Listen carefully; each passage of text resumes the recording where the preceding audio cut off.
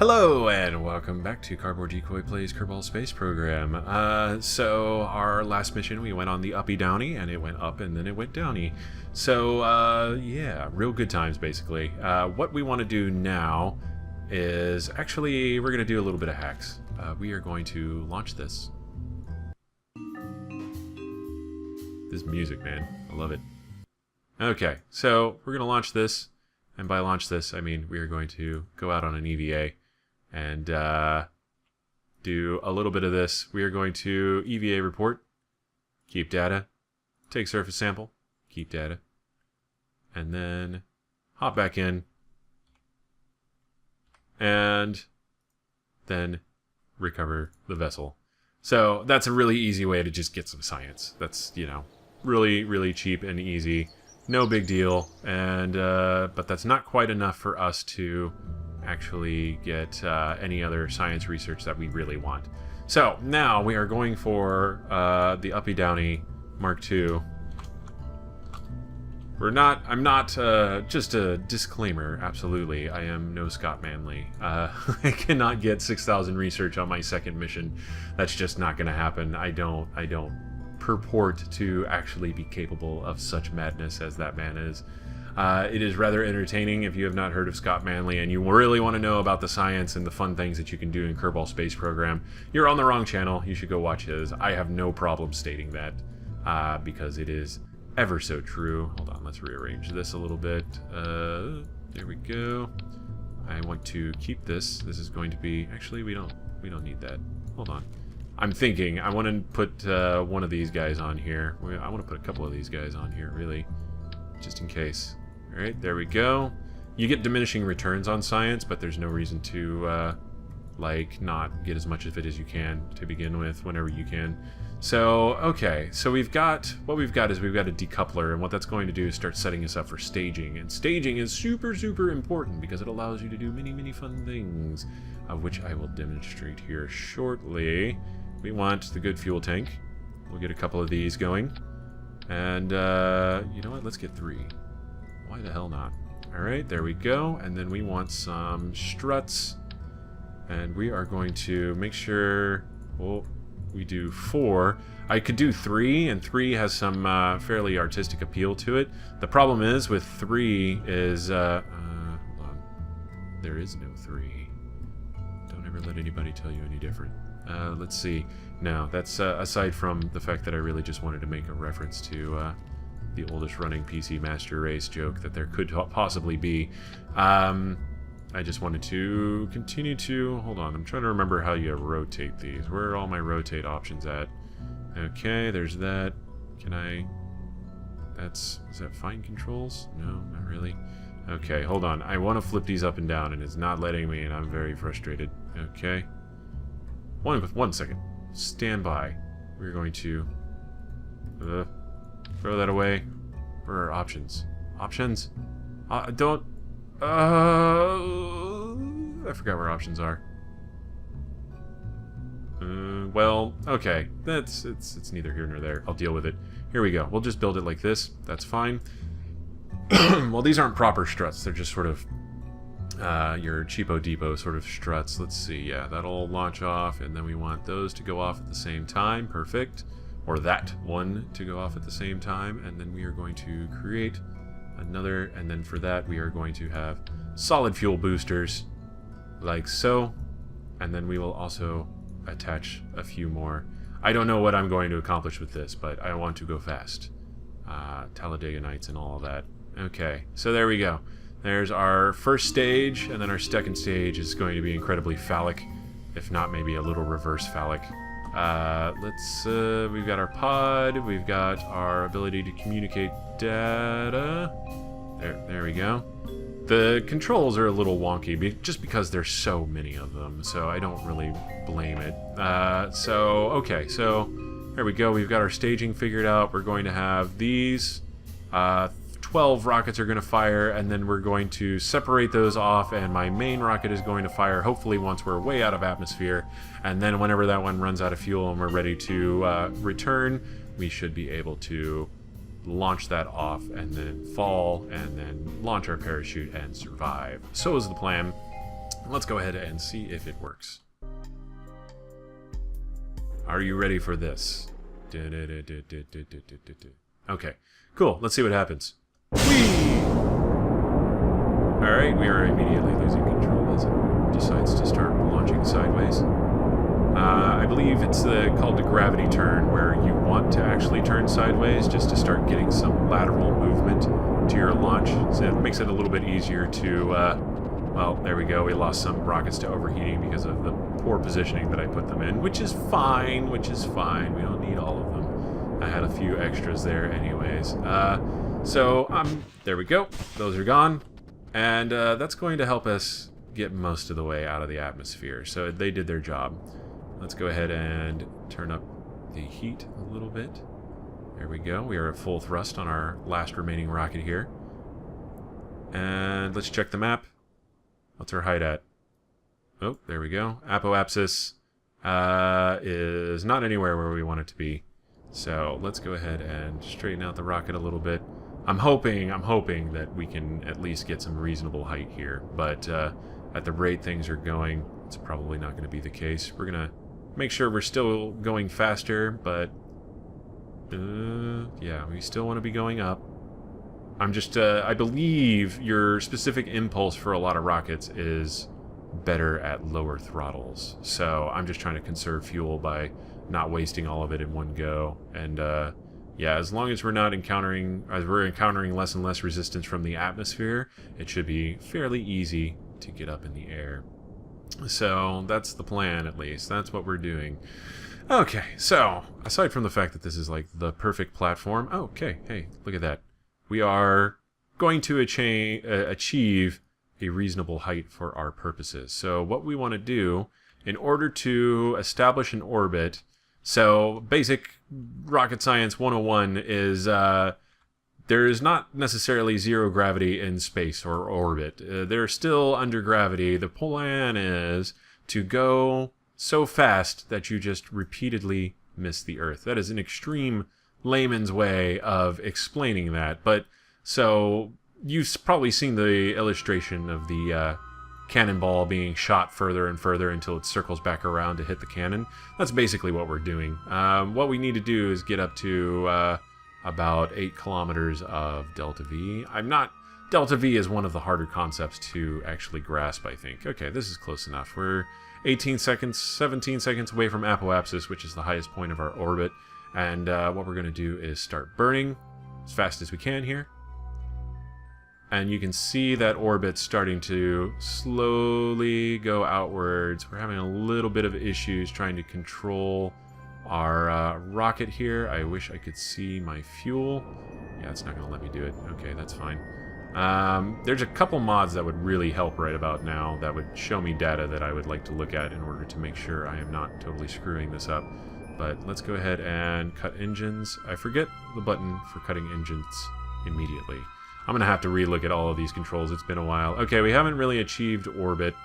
But we'll wait until we get a little bit closer to apoapsis. So the basic idea is once you get to apoapsis, you do a burn directly along your prograde marker, and that will extend your orbit around the other side on periapsis, which is the lowest point in your orbit, which right now is in the middle of the planet somewhere, and clearly with a planet in the way, that does not make for a very good flight path.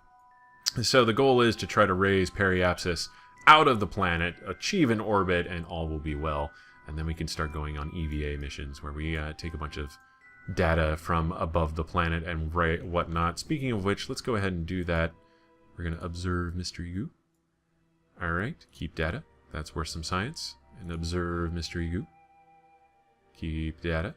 Yep, recovery. We're going to hold on to that. We can beam it back and then repeat the experiments, but it's at such a diminished rate that it's just kind of a pain in the ass. And we still get the same amount of science, and I think somebody actually calculated it to be a little bit more. That's right. We have so much science on one side of our ship, it has unbalanced our ship somewhat, and that has caused us to... dang it. I really need to look up some of these controls again. And that's what's causing us to spin out, is because... oh, hey! We have achieved orbit. That happened very suddenly, as it is wont to do. So we're going to end up making at least one orbit here. We're going to go out over there, and then we'll burn down so that we can do some aero braking, and hopefully at the very least end up in the atmosphere so that we can slowly come back to the planet. That is the plan. So let's go ahead and EVA this up. Get out of there. Alright. EVA report. You recorded your observations from just above Kerbin's water. That is worth nothing because we already have one like it. Reset experiment. Okay, we're going to board. Can we do crew report? Yeah, reset experiment. We're going to wait until we're over land and then EVA out. There we go. We'll just hang on to that.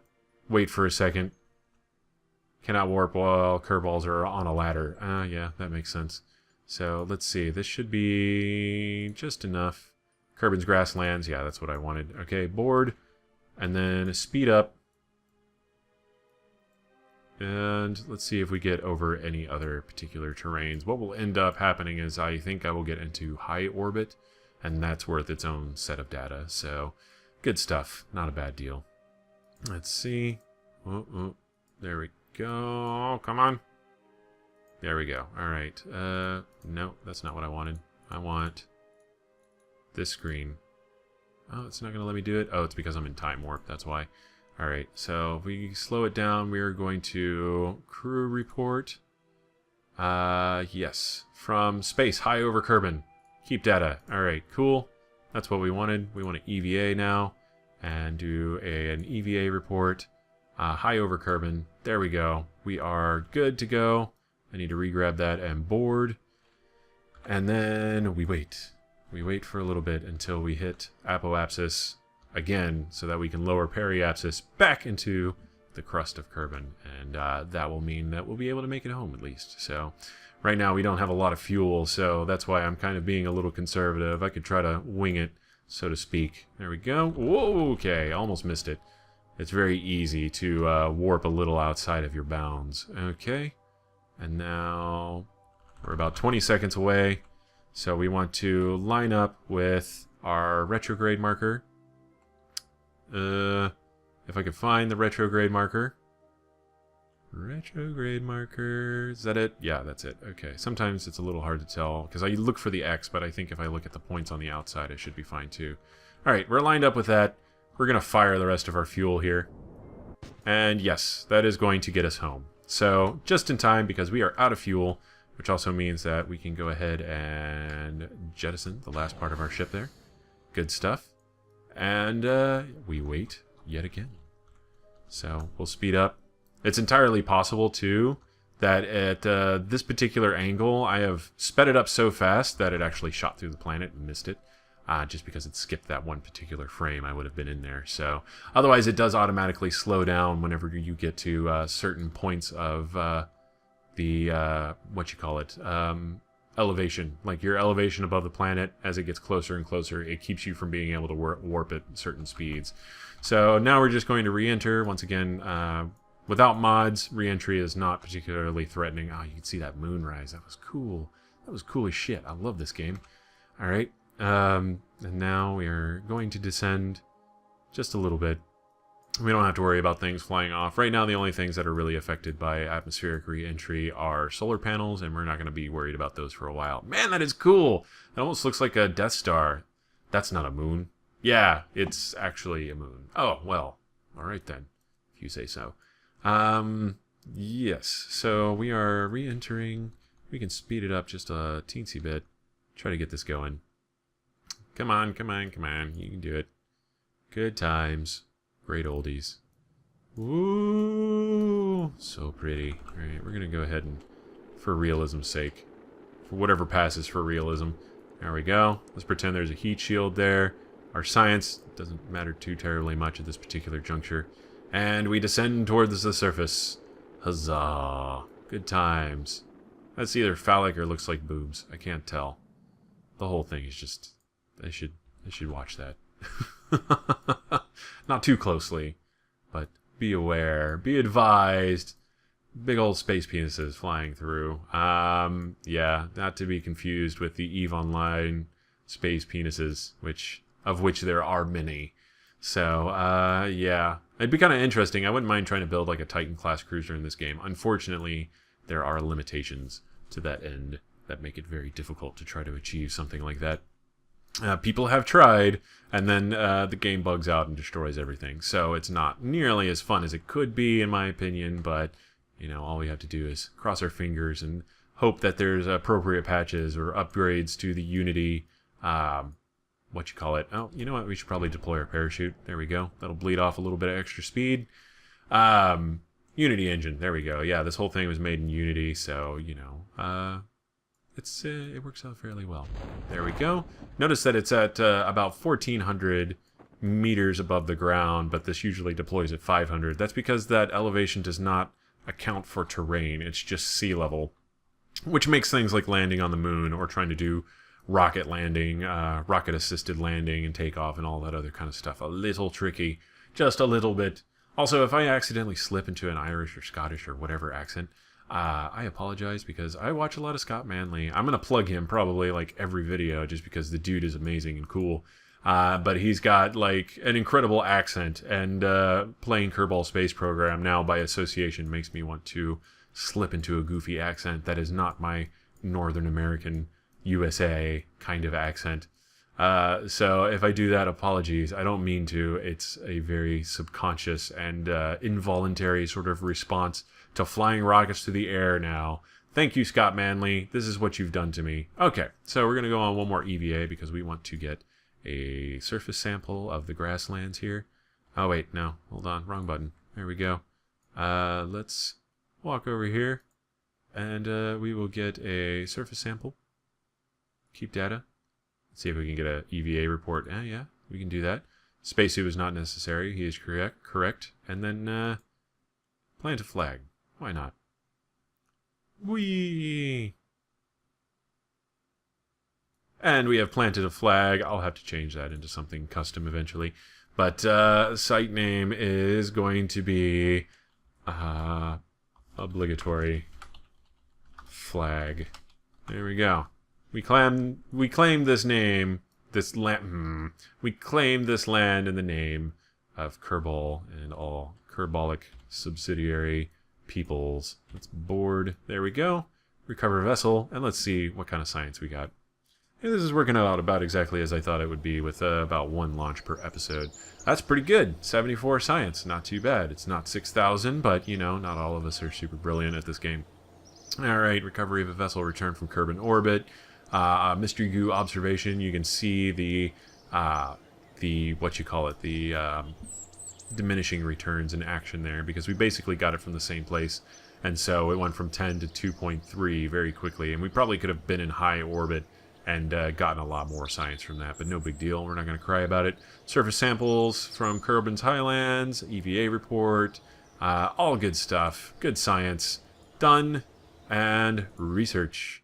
Now we have some choices. We can get some pretty cool stuff real quick, but we definitely want more rockets. More rockets! And then there's some other interesting rockets and better fuel tanks that we can get. This gave us a solid fuel booster. Yes, it did. Okay, that's going to be super helpful. These radial decouplers are super... The separated ones. One of the reasons why the engines exploded was because they were really close. And this kind of helps with that a little bit. So we are probably going to end up getting that. Plus also struts. Yes, okay. So there we go. That's our science research. I saw the struts there, and you'll see why I saw the struts and immediately picked that without even considering my other options fairly soon, I'd imagine. But there's also some other good stuff here. We can start making drones almost immediately by the looks of it. Although we need batteries in order to get them to actually work, and that's going to require more research down here. But we will continue on this particular train of thought. Let's go ahead and I will give you a preview of what we're making next. And what we're making next is going to be a for real orbiter that hopefully we'll be able to get around in, and also take more EVA reports from different parts of Kerbin's atmosphere and try to tie up all of our research on Kerbin, and then yeah, maybe get to the moon within the next 3 or 4 episodes. That's going to be the plan. So we are going to save this for posterity, and then we'll say new, and we are going to name this one the roundabout, Kerbin roundabout. Awesome. And yeah, requires no description. No description is necessary. And yeah, so basically what we're going to do for this, and I'm going to try to set this up very quickly, and then we'll work on the finer points later on in a different video. What is this? Solid fuel. That's the fuel tank. Okay. We're going to do this. We have a new rocket. Max thrust 215, so just a little bit better. Our engine ISP is still 320 at 370, depending on, you know, context. And yes, we'll do a whole bunch of these. And then we don't need that much thrust. We just need one good one of these to set us up. And also a way to eject them as is necessary once we are done with them. Okay. Oh, we don't have a lot of structural things yet, so again, we'll just add a single... This time we'll just do a single slime thingy, because I think the only places we're going to need the goo canister is going to be in high orbit. There we go, and one of these just in case. Plus also it kind of unbalances our ship if we don't do it right. Oh, you know what? I'm a dummy. I can just do this. Let's throw that away, otherwise the link-ups have kind of a weird issue. So, there we go. We need a parachute. Whoa. Structural control utility. There we go. Utility. And then, here we go. The real fun. Alright. Okay. We'll do that. And our new solid rocket boosters. Solid fuel boosters. Look at them. Look at those boosters. They're so big. They're just so big. And they're also pretty heat tolerant, so we can actually add a bunch of them and it's totally fine. And then eventually, as our dependency on these grows, we'll end up with these huge birthday cake looking rockets that are actually really fun to look at. So, stay tuned, because next time we will launch this thing and hopefully get it into high orbit and low orbit and maybe change directions and go visit the North Pole and see if Santa Kerbin actually exists. All of this and more next time on Cardboard Decoy Plays Kerbal Space Program. I will see you then. Have fun.